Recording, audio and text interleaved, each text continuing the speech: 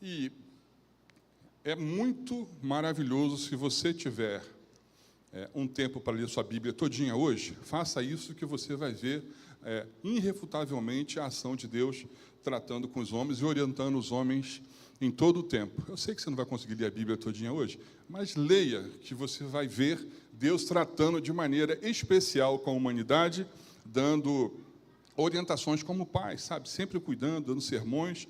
E para chegarmos ao ápice do que eu quero falar com você hoje, ainda no dia 7/1, o pastor Davidson deu o texto-tema, que está lá em Marcos 12, 30 a 31, que ame ao Senhor, o seu Deus, de todo o seu coração, de toda a sua alma, de todo o seu entendimento e de todas as suas forças. O segundo é este: ame a seu próximo como a si mesmo. Não existe mandamento maior do que este. E esse texto é um grande convite para viver bem com Deus. Você tem que amá-lo sobre todas as coisas. É um convite para nós vivermos em união e comunhão, amarmos uns aos outros, e é um convite para vivermos bem em sociedade. E se eu sigo ainda o pensamento do que possa representar o amor, de que Deus aqui está falando, em 1 Coríntios, capítulo 13, diz que o amor é paciente, o amor é bondoso, não tem inveja no amor, ele não se vangloria, não se orgulha, não maltrata, não procura seus interesses, não se ira facilmente, não guarda rancor. O amor não se alegra com a injustiça, mas se alegra com a verdade.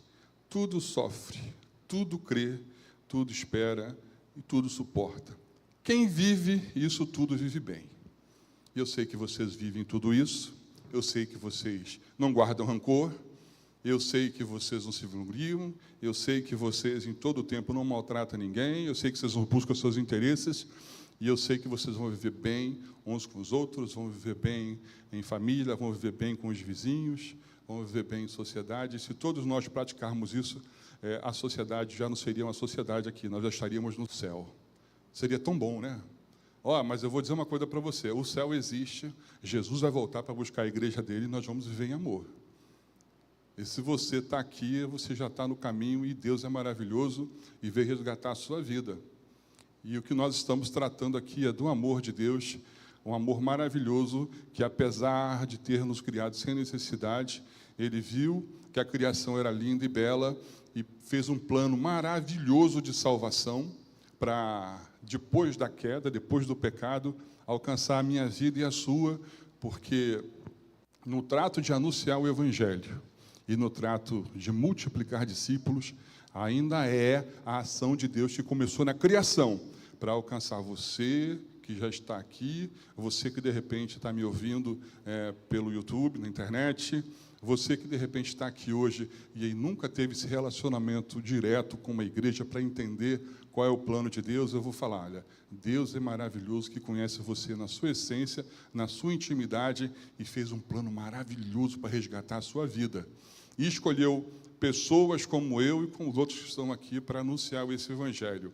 E escolheu pessoas como eu e todos os irmãos que estão aqui para ensinar, para amar, para cuidar e para fazer discípulos. E esses discípulos serem outros para discipular outras pessoas. Bom, e tratando sobre isso, eu quero dizer para você que Deus, quando dá a missão, Ele orienta.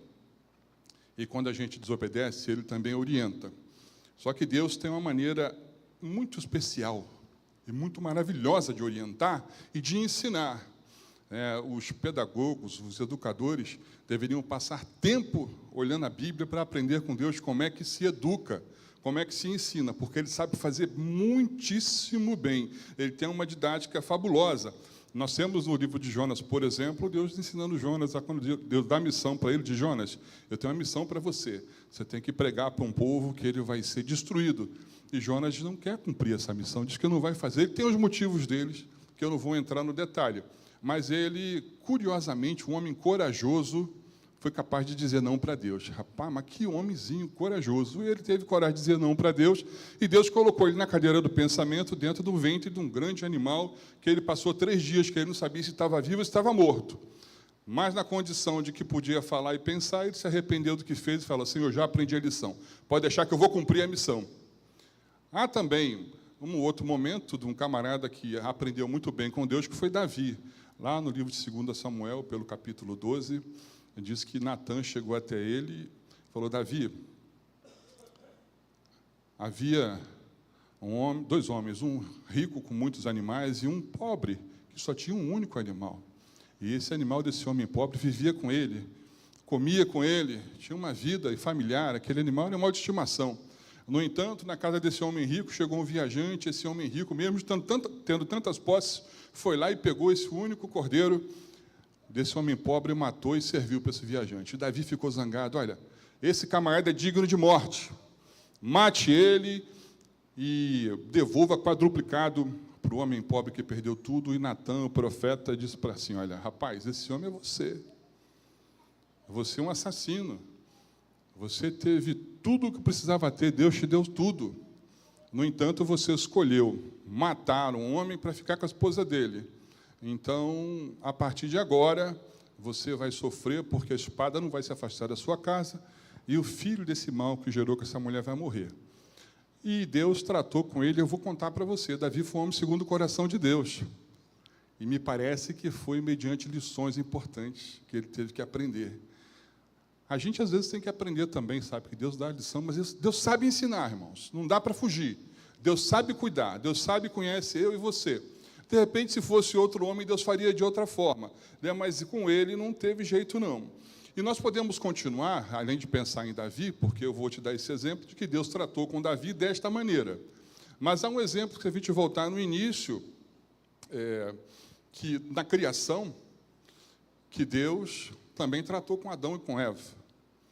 Imagine que Adão e Eva ouviam e falavam com Deus. Lá no capítulo 3 do livro de Gênesis, diz que Deus, no verso 8, diz que Deus passava e Adão e Eva ouviam os passos do Senhor. Bom, esse detalhe registrado diz que ele ouvia os passos. Olha, como aqui, ó. Bom, vamos pensar que só tinha Adão e Eva lá. Se tem um passo dessa natureza, já vão saber que é Deus. Mas você tem noção de que alguém ouviu os passos de Deus chegando? Mas se ele está bem, está tranquilo. Mas só que Adão e Eva estavam no B.O., estava enrolado. Rapaz, deu ruim, ele está chegando, os passos chegaram, estava mal para o lado deles. Mas ali Deus soube ensinar, soube tratar com eles. E é curioso que Deus sabe tratar, porque Deus não chama eles assim diretamente, não. Deus fala assim: ó, onde é que vocês estão? Lá no verso 9. Deus chamou um homem: onde é que vocês estão? Aí você vai falar assim: Deus é malvado, hein? Deus sabia que ele estava no erro, ainda ficou chegando devagar, pisando, de repente amassando um galho, eu não sei, e chama eles e fala: onde é que vocês estão? É que nem mãe e pai, né? A mãe, então, que é o seguinte: o filho apronta e foge. Aí a mãe: pode ficar tranquilo, filho, você vai ter que entrar em casa.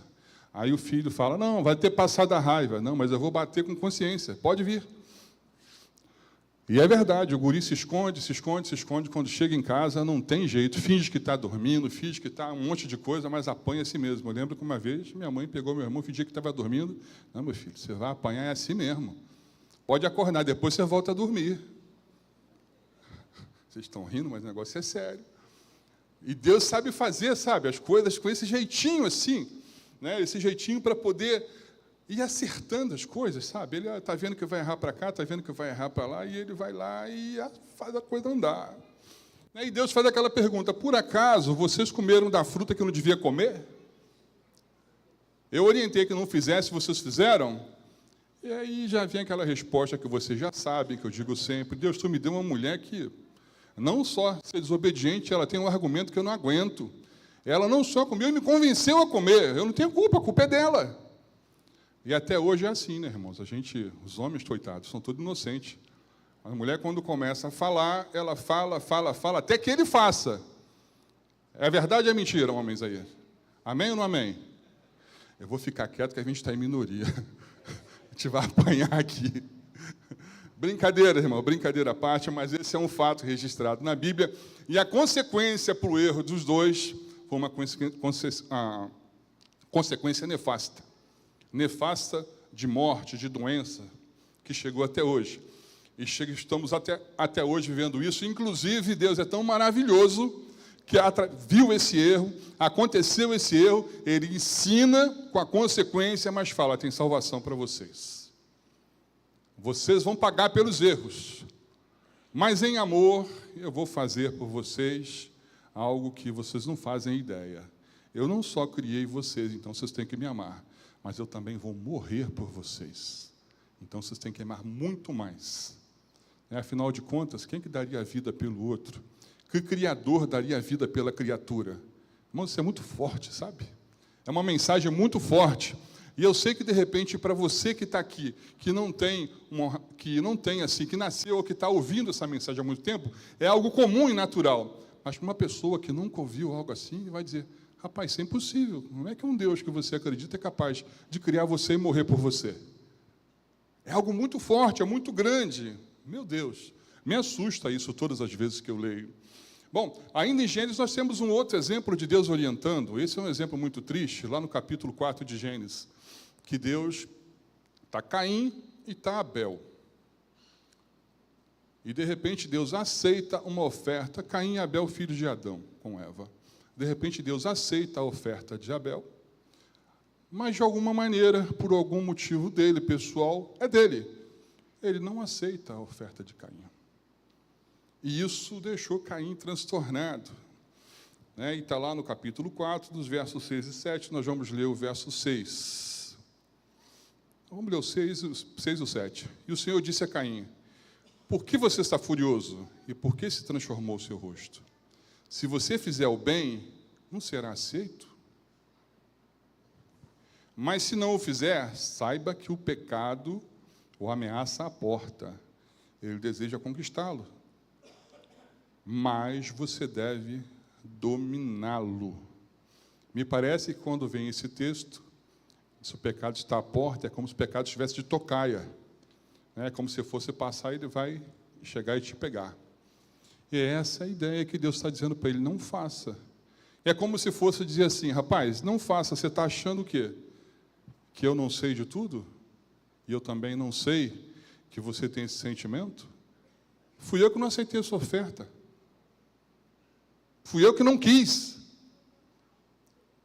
O que seu irmão tem a ver com isso? Seria mais ou menos essa ideia.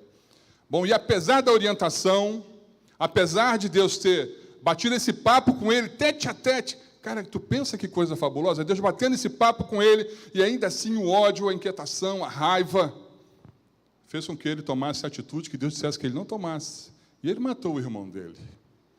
E você sabe o que acontece? A vida dele foi uma vida miserável, uma vida desgraçada. Uma vida de narrativa que a gente vê na Bíblia, uma vida que não quer para ninguém. Mas ele fez isso e não foi sem aviso. Deus bateu um papo com ele, conversou com ele. E nós temos que trazer isso para a nossa vida, porque se eu tenho que tomar alguma decisão, eu oro. Se eu não sinto paz, eu continuo orando. Se a coisa ainda não está do jeito que me traz conforto, eu continuo orando. Até ter a resposta de Deus. Porque em diversas situações da vida, Deus está dizendo que é para não fazer, e a gente faz, e depois quebra a cara. E depois vai ficar, Senhor, misericórdia. E Deus vai ter misericórdia de você, mas a consequência está aí. E nos dois casos, eu vejo Deus tratando de maneira diferente, porque você nota, Deus está batendo um papo com Caim, orientando ele. Mas não tem Deus conversando, pelo menos, com certeza ele bateu muito papo, conversou com Abel, mas não está registrado. Não tem um registro de uma conversa de Deus com Abel.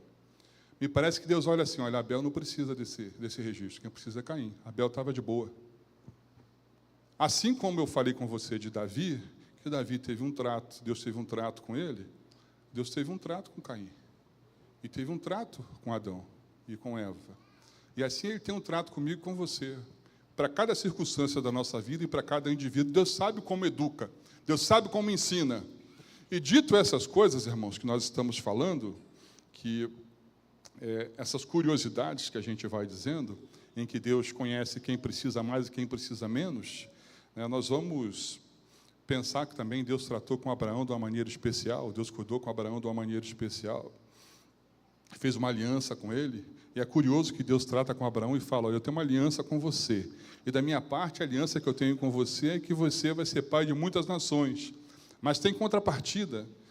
Essa aliança vai seguir para mim, mas segue para você. E essa aliança que eu quero que você faça, você vai dizer o seguinte, olha, todos os seus futuros descendentes, lá no capítulo 17 de Gênesis, todos.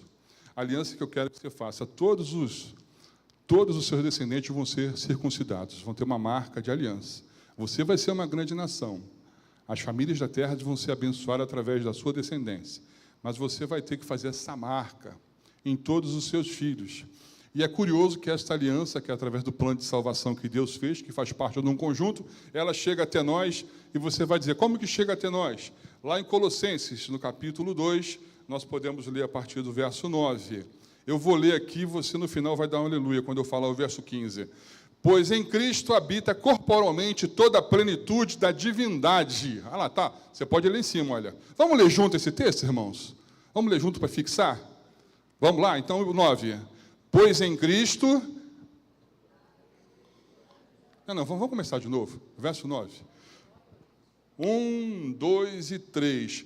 Pois em Cristo...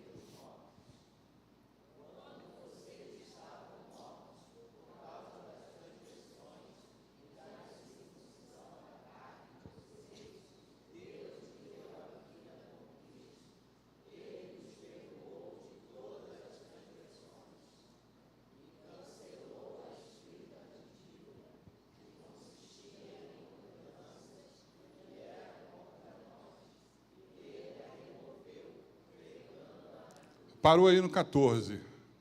E vamos ler o 14 de novo? Volta o 14. E cancelou...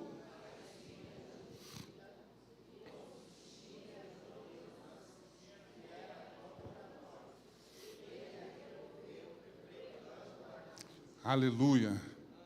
Glória a Deus. Glória a Deus. A aliança que começou lá, chegou a mim e você. Você foi batizado, você tem a marca. Morreu os seus pecados na cruz de Cristo, e você morreu com Jesus, lá naquele momento do batismo, ressuscitou com Ele, você está aqui, glórias a Deus. Glórias a Deus. E entendendo que Deus chamou, discipulou, orientou, nós vamos ser juízo, vamos ser obedientes, e vamos fazer discípulos de todas as nações. E isso não é uma palavra minha. E vamos ler Mateus 28, 19 e 20. Pode colocar aí, por gentileza, Mateus 28, 18 e 20. Portanto,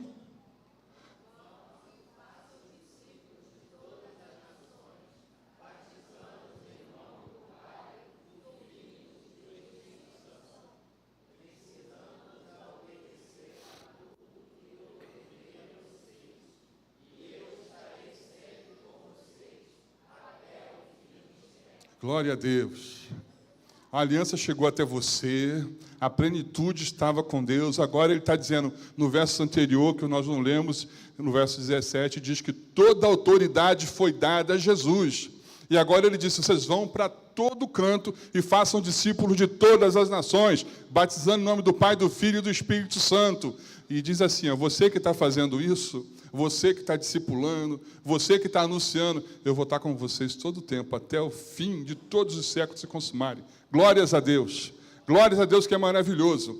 Que assim, olha, a missão está dada, a ordenança está dada, mas Ele está com a gente o tempo todo. E eu sei que você, de repente, vai pensar, será que está? Lembre de Moisés. Moisés fala assim com Deus, Deus, se tu for comigo para onde tu está mandando, eu vou para qualquer lugar. Se tu falar que vai comigo, eu vou para qualquer canto. E Deus vai estar dizendo, Ele está com você. E a ideia de multiplicar discípulos, que foi o pensamento que Deus colocou no coração do pastor Davidson, é para todos nós, como igreja, mas também é para você que não conhece Jesus. Porque o alvo de Deus é você, o alvo de Deus, o cuidado de Deus, o amor de Deus é você. Ele olha para nós que somos cristãos, que já entendemos isso, e nos usa para alcançar você. Aí eu te pergunto, por que temos que fazer discípulos? Por que temos que fazer, temos que anunciar? Irmão, isso é uma questão de obediência. Se Jesus diz assim, olha, no momento que ele está para subir ao céu, olha aí, ide por todo mundo, vocês continuem fazendo o que eu fiz com vocês, anunciando o Evangelho. Não, mas não sei se ele falou com essa calma. De repente, ele falou com mais veemência. Vão por todo mundo e preguem essa mensagem. Eu não sei, mas Jesus sabia. No capítulo 4 do Evangelho de Marcos, no verso 2, diz que Jesus ensinava por parábolas. Bom, Jesus é Deus e conhece muito bem como é que se trata a didática. Então, ele fazia parábolas para ensinar o povo. E o grupo que estava com ele conhecia muito bem. Tinha ele na mão, tinha esse grupão assim, ó, cuidava. Então, ele ensinava por parábolas. Irmãos, o pessoal lá em cima está fera. A gente falou o texto, eles botam lá na hora. Se errar, aqui lascou, irmão. Pode errar, não. Meu Deus do céu. Valeu, obrigado aí, gente. Então, é uma questão de obediência. E eu vou te falar mais, é também uma questão de amor. No capítulo 1 do Evangelho de Marcos, no verso 16 e 17, está Jesus andando à beira do mar da Galileia. Jesus viu a Simão e seu irmão André lançando as redes no mar, pois eram pescadores. E disse Jesus, sigam-me, eu vos farei pescadores de homens. Bom, vamos entender a questão de amor. Todos nós um dia fomos alcançados pelo Evangelho.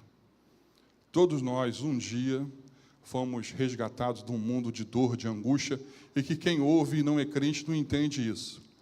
Não entende que as dores que ele sente, as confusões que ele sente, o vazio que ele sente, a falta de saciedade que ele sente, isso gera angústia, que ele não dorme bem, ele vai dormir pensando no dia chegar, chega no dia, está esperando outro dia, espera outra semana, espera outro mês, procurando um monte de afazeres para satisfazer aquele vazio, e aquele vazio causa sofrimento, e ele não entende que quando a gente encontra Jesus, isso acaba. Porque, afinal de contas, eu posso até, nesse instante, me preocupar com a agenda de amanhã. Mas se Deus falar assim, não tem agenda, você vai morrer agora, acabou, não tem mais agenda, estou na glória. E se vocês quiserem, pode ficar com carro, moto, casa, ficar com conta bancária, com os boletos para pagar, pode ficar com tudo, eu não quero nada, vou para a glória.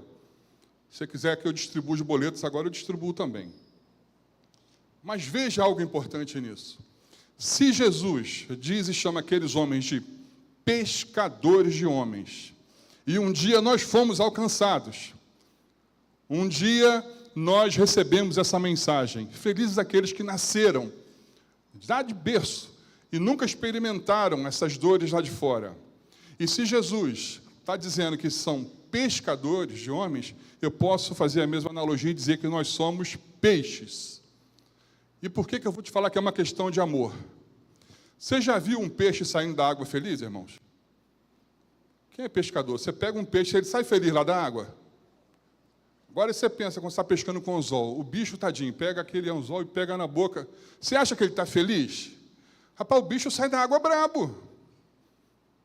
E tem peixe que leva um tempão para sair, que os caras ficam lutando, porque tem que ter um anzol especial, linha especial, e o bicho está fisgado pela boca, e quando ele sai, ele não respira mais. Não tem mais. Você pensa algo assim, tu acha que ele está feliz? Não está. E se Jesus nos chama de pescadores de homens, e quando nós vamos pescar, para trazer outras pessoas até nós, essas pessoas que estão sendo alcançadas estão sentindo dores, irmãos. Aquela dor, aquela angústia de estar saindo daquele mundão lá.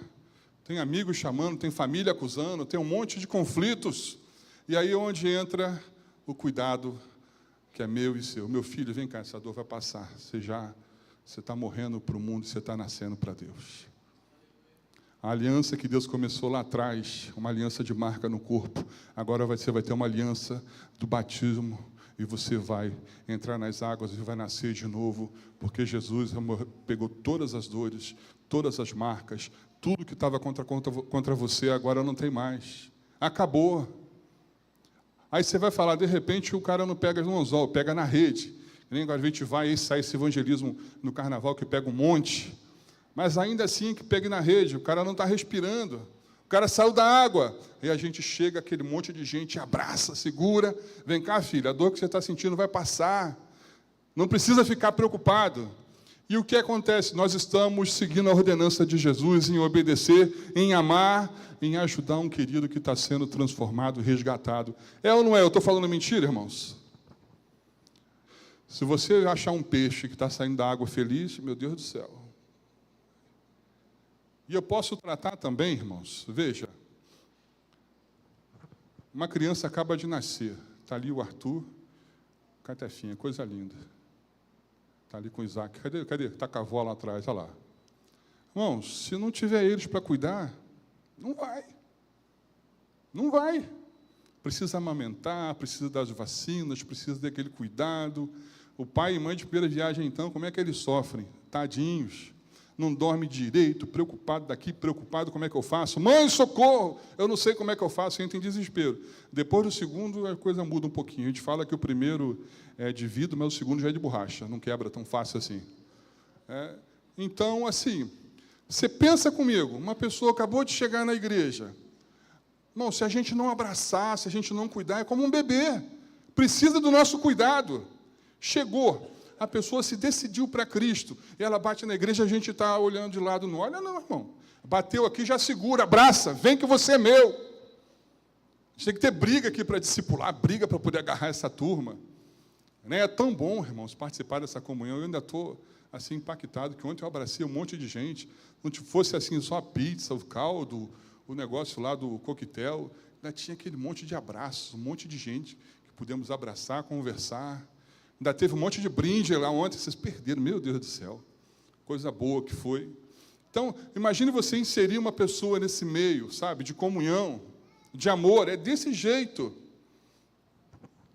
E aí, depois que eu estou abraçando, eu entro num outro processo. Já que eu estou falando dos exemplos de Deus, que Deus trata com exemplo, porque é isso que a gente vem falando esse tempo todo, nesses últimos encontros.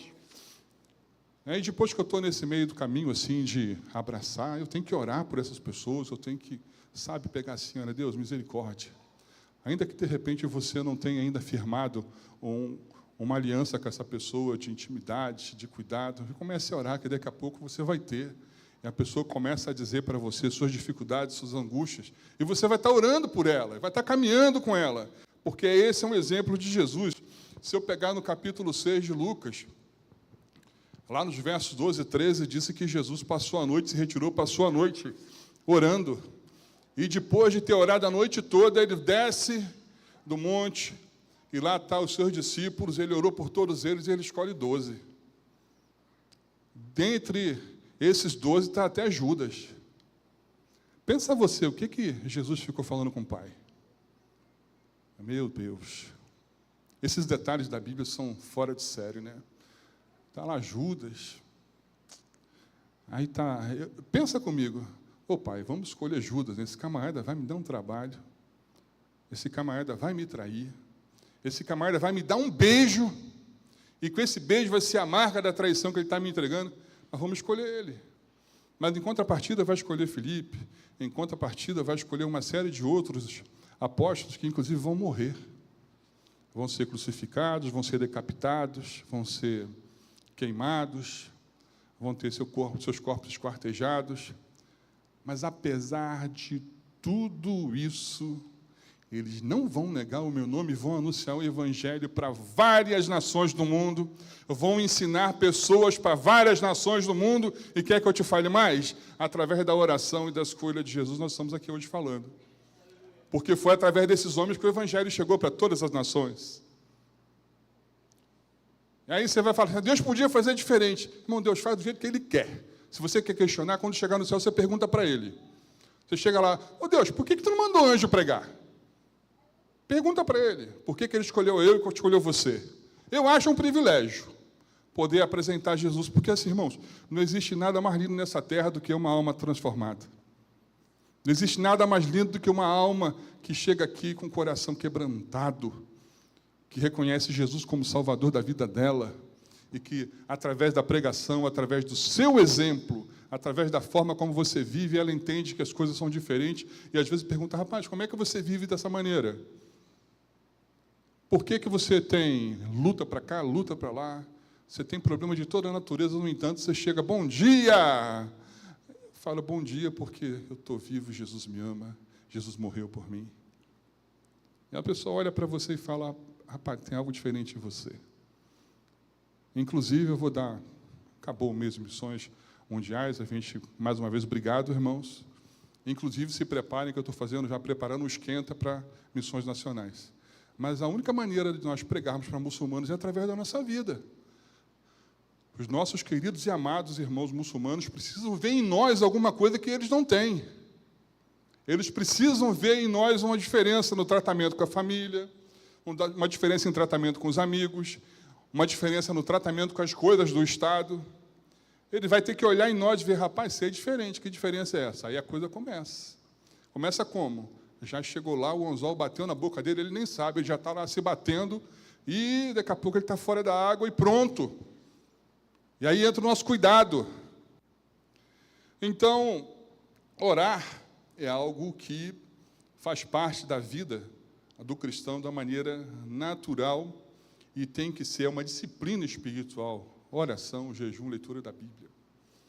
E nós temos que parar e pensar assim, Senhor, misericórdia, porque eu estou orando só por mim. Parece que a minha situação é só minha. E eu vou dizer, quanto mais você ora por você, é bom, porque Deus está vendo as suas necessidades. Mas procure ver, olhe no meio da igreja, de repente você nem conhece a pessoa, mas entendeu que ela está chegando, comece a orar pela vida dela. Porque Deus é maravilhoso e tem os exemplos de Jesus. E no capítulo 17 de João, do Evangelho de João, tem Jesus orando, que está assim, olha, eu rogo por eles, não estou rogando pelo mundo, mas por aqueles que me deste, pois são teus. E no verso 15 ainda diz assim, ó, não rogo que os tires do mundo, mas que os proteja do maligno. Está Jesus orando pelos discípulos. Quer exemplo maior? Se ele faz, por que eu não vou fazer? E aí entra um cuidado assim, algo assim que é curioso. Eu vou falar para você, porque o óbvio tem que ser dito. Paciência. Paciência. Você já viu criança que não faz arte? Se não faz arte é porque está doente, irmãos. Criança faz arte. Pensa um bebê que acabou de nascer, e daqui a pouco começa a crescer, e começa a pular, cai daqui, cai para lá, e você está naquela preocupação de acidente, preocupação de que vai cair, que vai acontecer alguma coisa. É assim com o novo crente, é assim com a pessoa que a gente tem que discipular, que a gente tem que tratar. A gente tem que ter paciência. E eu fico pensando no exemplo de Jesus. O capítulo 14 do Evangelho de João é um exemplo de paciência de Jesus. No verso 4 diz que Jesus está dizendo assim, olha, vocês sabeis para onde eu vou e conheceis o caminho. Aí me vira Tomé, Senhor, nós não sabemos para onde vai, nem muito menos, como é que a gente vai poder saber o caminho? Aí Jesus vira para ele, olha, eu sou o caminho, a verdade e a vida, ninguém vem ao Pai senão por mim. Irmãos, o caminho, a verdade e a vida é algo que os judeus conheciam muito bem, essa palavra, até por função do tabernáculo, que tinha um caminho, que passava, era um caminho único para chegar até o altar de sacrifício, enfim, não vou entrar lá, mas eles entendiam muito bem dessa ideia de caminho. E continua Jesus, se vocês conhecessem a mim, também conhecereis meu Pai, e já desde agora conheceis e o tenho visto. E lá no verso 8 me vira Filipe. Irmão, olha a cara de pau do sujeito. Pensa comigo, Filipe. Senhor, mostra-nos o Pai, para com essa conversa. Isso aí basta, chega. Tu fica com essa conversa, essa retórica, eu quero ver o Pai. Dá para tu mostrar? Mais ou menos seria essa. Eu estou traduzindo aqui para a nossa linguagem moderna da PIB Heliópolis. A nova tradução da Bíblia. Irmão, tu pensa que cara de pau, como é que ele fala assim com o mestre? De repente, é os anos de intimidade. Mas esses mesmos anos de intimidade atesta contra ele. 3 anos, Jesus tratando com ele, e o camarada faz uma tratativa dessa com Jesus, meu Deus do céu. E vou te falar, no verso 9, Jesus fala assim mesmo, olha, eu estou há tanto tempo convosco, e não me tendes conhecido, Filipe? Quem vê a mim, vê o Pai. E como dizes tu, mostras o Pai? É a ideia assim, você está doido, filho? Como é que é isso? Não crês tu que eu estou no Pai e que o Pai está em mim? As palavras que eu vos digo, não digo de mim mesmo, mas o Pai que está em mim é quem faz as obras. No verso 11, ele diz assim, olha, creio que eu estou no Pai, crede pelo menos pelas obras, pelas mesmas obras. Consegue entender da paciência que Jesus tem com um homem desse? Eu fico pensando comigo, estou 3 anos contigo, sujeito. Tu me fala um negócio desse? Pai, elimina esse camarada aqui da terra, ele não serve para mim, não. Eu orei lá, passei aquele tempo de noite falando contigo, mas esse aqui eu errei. Joga ele fora. Eu vou falar, joga fora é a primeira coisa que a gente pensa. Você vai dizer assim, não é isso não, mas é jogar fora a primeira coisa que a gente pensa. Isso aí não tem jeito. Isso aí não presta. Presta, irmãos. Presta. A presença de Deus vai entrar onde você não imagina, porque não existe lugar onde Deus não possa estar. Tem uma oração que Jesus faz, que agora já é o spoiler para a próxima mensagem, que Jesus está no Getsemane e fala assim, Senhor, tudo tu podes. Pai, tudo tu podes. Se possível, não deixa eu passar por isso, não. Você quer que eu te fale mais? Ele não orou só uma vez, não. Foi 1, 2, 3 vezes. E foi uma oração deles que o Pai não respondeu. Mas a palavra principal que eu deixo hoje, Senhor, tudo tu podes. Então, se Deus tudo pode, como eu estou dizendo, não existe esse negócio de não tem jeito. Quando se trata de gente, Jesus nasceu e morreu por mim e por você. A única pessoa que pode dizer se tem jeito ou não tem jeito é Ele próprio. Eu e você não. A Bíblia diz que a tampa da arca foi feita de acácia. A acácia é um material difícil de tratar, madeira complicada. Madeira difícil de tratar. Eu não sou marceneiro. Qual é o outro negócio? É marceneiro e tem outro nome que o pessoal fala. Qual que é? Carpinteiro. Eu nunca sei a diferença de um para o outro, mas eu sei que ambos lidam com madeira. Então, é uma madeira que as pessoas naturalmente não tratariam. Mas Deus pega aquela madeira que é de acácia e coloca Jesus numa casa de carpinteiro. E Jesus nasce e aprende esse ofício. Então, se de repente você falar, não tem jeito, você vai falar, isso aí é de acácia. Tem sim, porque Jesus nasceu na carpintaria. Ele sabe tratar muito bem de madeira e trata bem de acácia. Assim como a tampa do templo foi feita de acácia, da arca feita de acácia, eu e você, nesse instante, podemos ser de acácia. Podemos estar vivendo assim, mas Jesus é o carpinteiro, ele entra, ajusta tudo. E cabe Deus aí dentro de você e dentro de qualquer um. Nós não temos, de maneira nenhuma, a forma de dizer, isso aí não presta para nada, quem diz é Deus. E aí, para você achar que eu estou terminando, eu vou, que nem disse o Luciano Sobirá, eu vou dar um tempo para você pensar, um tempo de 1 segundo, e vou tratar e voltar ao início, obediência. Obedeça o mandamento de Deus. É uma palavra que nós que somos crentes, a gente ouve muito, mas pratica pouco. Não é obediência ao pastor, não é nada disso, não é obediência a Deus. Ide por todo mundo pregar o Evangelho, a todas as nações. Uma outra palavra que a gente fala muito, mas pratica pouco. Amar. Irmãos, o amor é algo que... se eu volto de novo lá em Coríntios, como eu falei no início, que o amor tudo sofre, o amor é paciente. Irmãos, como é que a gente tem que voltar às nossas disciplinas espirituais de oração, de leitura bíblica, de jejum, de devoção a Deus? Como é que a gente precisa estar nesse meio para poder praticar isso?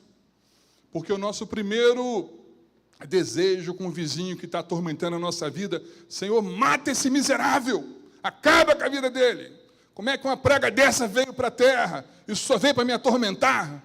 Aí, de repente, eu vou falar, eu acho que até Deus colocou ele aí mesmo, cara, para atormentar a tua vida, para ver se tu te converte.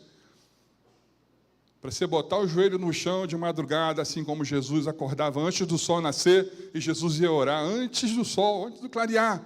Você começa a orar pelo vizinho, Senhor, salve esse homem. Primeiro, tu começa com aquela oração de abençoada, Senhor, salve esse miserável, leva para bem longe daqui.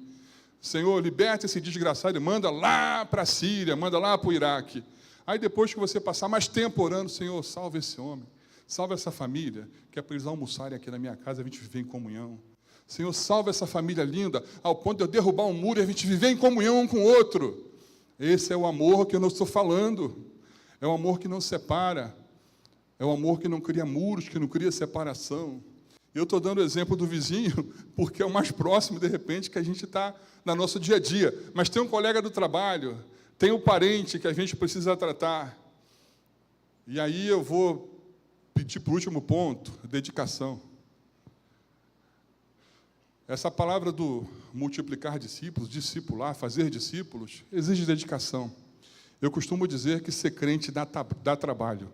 Se não está dando trabalho para você, eu vou pedir para você reavaliar a sua questão de ser crente. Porque de ser crente dá trabalho. Se você está com uma vida de oração, uma vida de cuidado com pessoas, Deus olha para você e fala assim, olha, aqui eu tenho uma ferramenta que eu posso usar. Deus olha assim e fala, lá na terra, lá em Belfor Roxo, de lá da igreja Batista Heliópolis, a primeira igreja, está saindo um monte de ferramenta. E você vai convir comigo que daqui amanhã sai um monte de gente para um monte de lugar para trabalhar, para as várias regiões do Estado, até para outros países, até para outros estados do Brasil. E Deus olha e fala assim, olha, está saindo um crente lá que está pronto. Ele já vai, pega você e fala, está aqui, isso aí é para você cuidar. Aí você sabe o que é o mais curioso disso? É que se você não estiver pronto para ser essa ferramenta, Deus vai usar outra, mas a pessoa não vai deixar de ser alcançada. Mas você perdeu esse grande privilégio de cumprir uma missão do Deus Todo-Poderoso, de amar pessoas que, de repente, você nem conhece, de cuidar, de exercer essa obediência que Ele manda e de ter esse cuidado e dedicação. E, para finalizar, não esqueça nunca da paciência. Da paciência que Deus tem com você, da paciência que Ele tem comigo, da paciência que Ele olha para você nesse instante, faz esse recorte e te ama, sabendo que você está aqui na igreja adorando Ele, mas sabe que durante a semana você vai pisar na bola. Isso não muda o amor dEle por você. O Deus que eu sirvo, o Deus que você serve, o Deus da Bíblia, é um Deus que se apresenta para a humanidade em exemplo o tempo todo. Ele mostra o amor dele pela humanidade, o amor dele pela criação, e mostra o amor dele para quem ainda não o conhece. E o amor dele não muda, é imutável. Eu vou te dar um dado para você guardar isso. Olha, vamos pensar. Jesus não pode parar o tempo, ir lá e voltar e sair da cruz novamente. Ele já morreu na cruz, está feito. Isso não vai mudar. Então, o amor dele é para todos. Ainda que a pessoa fale, eu não reconheço. É um problema seu que você não reconhece. Mas ele morreu por você. E ainda vou dizer mais. Ele morreu por você e eu estou aqui, eu sou prova viva disso. Eu lembro que eu tinha um amigo, queridos. Ele era mais velho que eu. Ele tinha uns 25, 26 anos, eu era garoto. Eu tinha uns 15 anos, 14. Ele morava uns 3 quilômetros da minha casa. E aí a gente ia para os cultos, no meio lugar longe, para 6, 5 quilômetros de culto, de distância. Ele saía da casa dele e ia trazendo a bicicleta. Uma para mim e outra para ele. Aí chegava lá em casa, ô Robinho, vamos embora para a igreja. Eu falei, rapaz, esse cara não sai do meu pé não, cara. Eu falei, hoje eu não vou não. Ele, tu não vai, cara? Vou ter com a bicicleta aqui. Eu vou fazer o quê, irmão? Vou falar que não vou. Ir embora. Ia lá, aquele caminho de barro, e chegava lá no culto. Depois a gente voltava do culto, ele me deixava em casa, pegava a bicicleta dele e andava mais 3 quilômetros para frente. E aí ele mexia com esse negócio de eletricidade. Era um camarada fora de sério, assim, aqueles camaradas que sabem mexer com tudo. Montava móvel, mexia com eletricidade, derrubava, sei lá, ele fazia um monte de coisa, um cara inteligente. E aí tinha trabalho para fazer, ele batia ele em casa. Vamos embora que a gente tem trabalho para fazer. Eu falei, cara, mas eu não sei. Eu falei, não, mas a gente conversa. E batia ele em casa e dava os cultos, longe ou perto, ele estava lá em casa o tempo todo. Deus o recolheu, Deus levou ele para a glória com 28 anos, novo. Mas, irmão, ele não me deixava, o cara não me largava, não. Para onde eu pensava que não, estava ele lá me carregando para a igreja. E eu faço análise, rapaz, que cuidado Deus teve comigo de botar um homem desse na minha vida.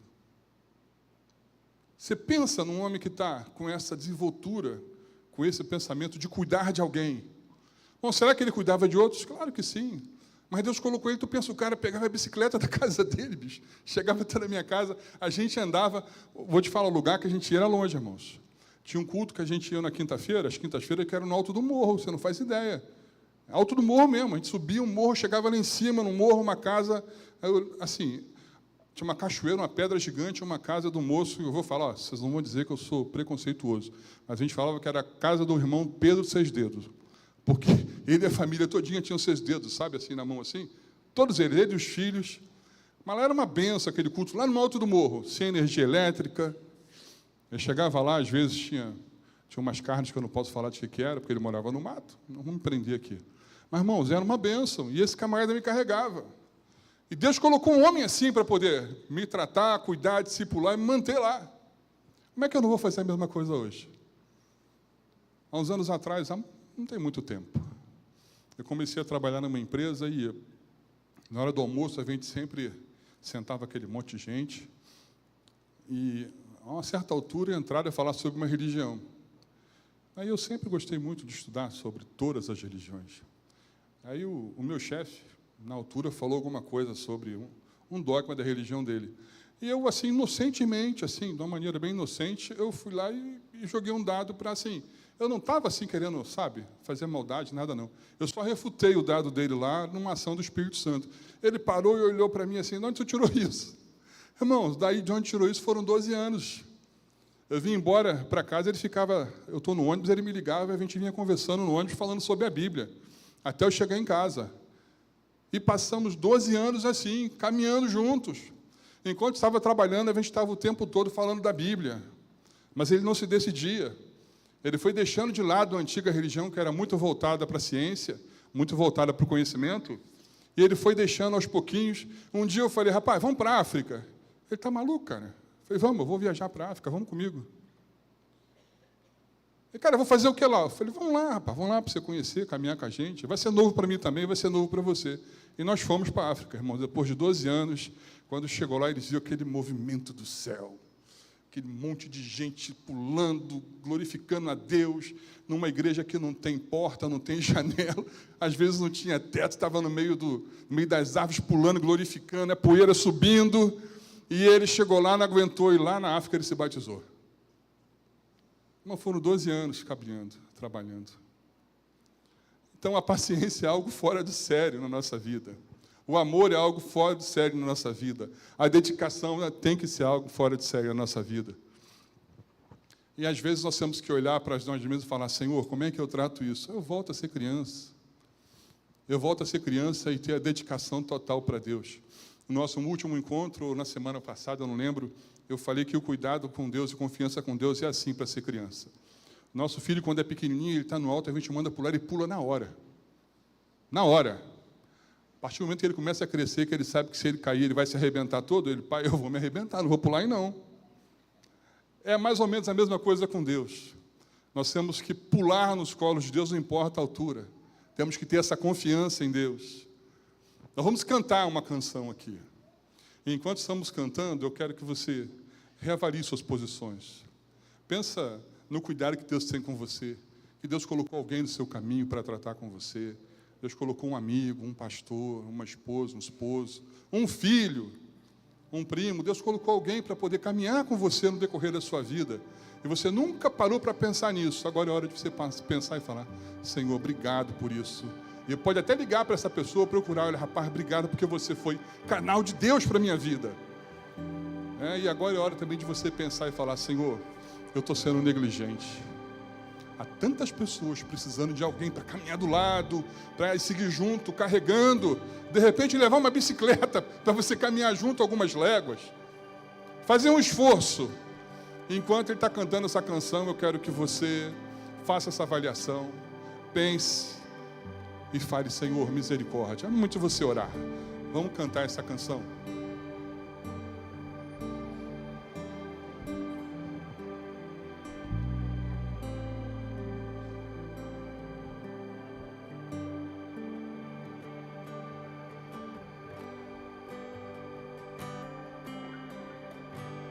Quero ser como criança, te amar pelo que és, voltar à inocência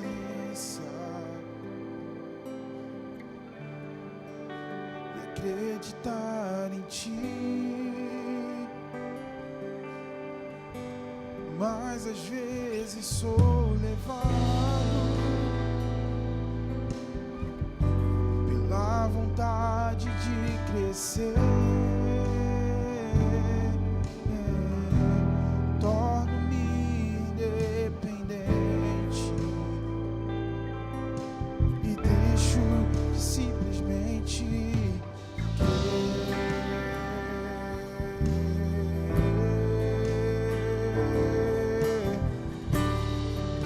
não posso viver longe do teu amor,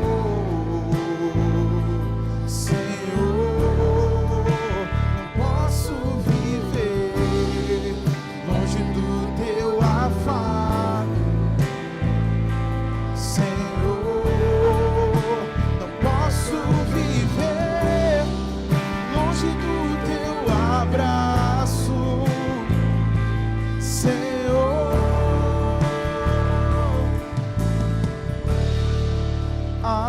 Abraça-me,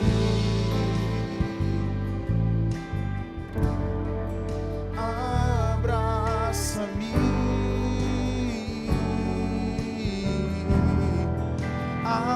abraça-me com os teus braços de amor. Quero ser como criança, te amar pelo que és, voltar à inocência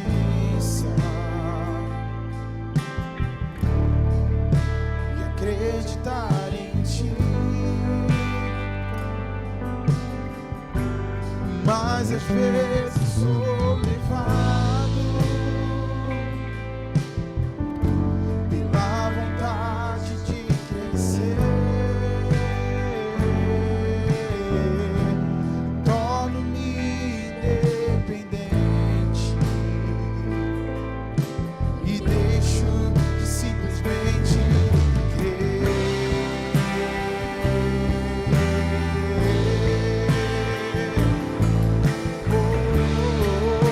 Não posso viver longe do teu amor, Senhor. Não posso viver longe do teu afago, Senhor. Não posso viver longe do teu abraço, Senhor.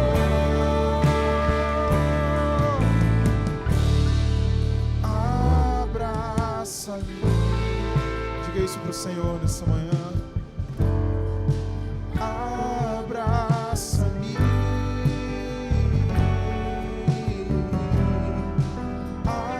Abraça-me com os teus braços de amor. Glória a Deus. Mas, Senhor, quando é que te vimos com fome? Quando é que tu foi estrangeiro? Senhor, quando é que tu teve sem roupa? Quando é que tu não teve o que comer e nós fizemos alguma coisa por ti? Olha, quando vocês abraçaram esses pequenos que estão aqui, que não tinham nada, que não tinham o que comer, que não tinham roupas, que não tinham, estavam doentes, que estavam presos, e vocês foram lá, vocês me abraçaram, vocês cuidaram de mim, e agora é um momento de você pensar no abraço, e de você abraçar, porque assim, olha, o que Deus está narrando para essas pessoas, são pessoas que estão no mundo, doentes, arrebentadas, e Deus fala assim, olha, se você está cuidando deles, é como se estivesse cuidando de mim, glórias a Deus. E eu te convido a abraçar, queridos, eu vou orar aqui agora, mas pense, há pessoas nesse momento que estão carentes de um abraço, que estão carentes de você voltar a ser como criança, voltar à obediência, voltar à dedicação do Evangelho, voltar ao cuidado, voltar ao amor e abraçar de uma maneira que a pessoa vai falar assim, meu Deus, o que que você tem? Eu tenho o amor de Deus. E Ele falou que se eu abraçar você, se eu cuidar de você, é como se estivesse cuidando dele. E a glória do Deus eterno vai estar para a sua vida, porque a palavra é, vinde benditos do meu Pai, para aquele reino que está preparado desde a fundação do mundo, preparado para você, e todos aqueles que nele crê e todos aqueles que foram alcançados mediante a obediência determinada por ele de pregar o evangelho a toda criatura. Aleluias, vamos orar, Senhor. Tu continuas aqui em nosso meio, Senhor, porque Tu é maravilhoso e Tu estás, Senhor, onde Tu é adorado. Tu estás, Senhor, de uma maneira tão especial, tratando com a Tua igreja aqui hoje.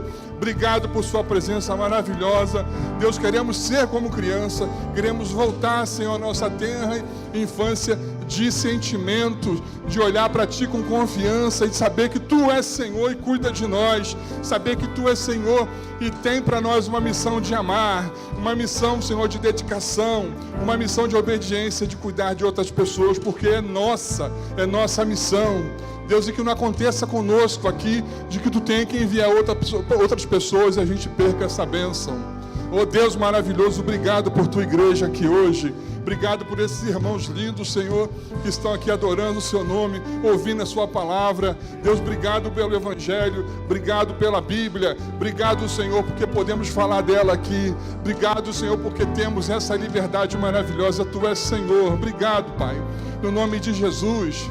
Deus, nós vamos continuar esse dia, vamos continuar na Tua presença, Senhor, outras coisas acontecer, a EBD eu quero pedir ainda mais, Senhor, de conhecimento para o Teu povo, e para o culto também, Senhor, e sobretudo, meu Deus, que sejamos o tempo todo atentos à Tua voz. Obrigado, Senhor.